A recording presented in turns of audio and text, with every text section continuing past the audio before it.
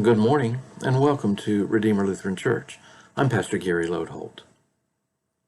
What we have discovered as we have gone through this list of the fruit of the Spirit in our lives is that these things are hard. We aren't sure we can do them. But perhaps it's important to note that Paul doesn't call them the fruit of hard work. No, they are the fruit of the Holy Spirit. When the Holy Spirit is at work in our lives, these things are the fruit born in us. The last one is self-control. What this means first and foremost is not letting our appetites dominate our lives. And that means a lot more than a visit to Weight Watchers. You know as well as I do that there are plenty of tasty morsels out there that call to us, and most of them have nothing to do with food. But they do have a lot to do with our appetites, with our incredible, seemingly insatiable desire for self-satisfaction and pleasure. They have to do with a hunger of a whole different kind that gnaws away at us. Most of the time, when it comes to these cravings, which seem so strong in us, the last word we want to hear is diet. And yet the last fruit of the Holy Spirit Paul mentions is self-control, and it is one of the hardest.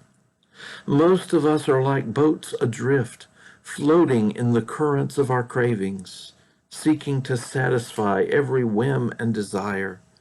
But if you can't live very long like that without feeling lost, you can't live very long like that without knowing that your life has no purpose, no direction, no deeper meaning. And you begin to look around the boat for something to cling to, some anchor to drop which will hold you fast against the tide.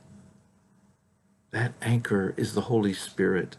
That anchor is self-control. Once more, I ask you to picture Jesus on trial.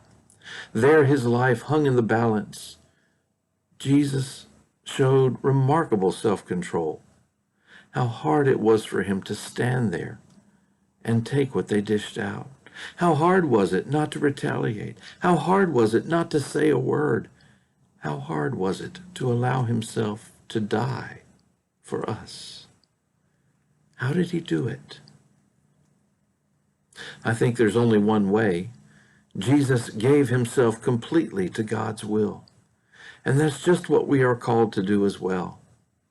As someone once said, the secret of self-control is giving control of your life to God. That should describe the fruit of self-control in us. Thanks for watching, and remember to let this day belong to God.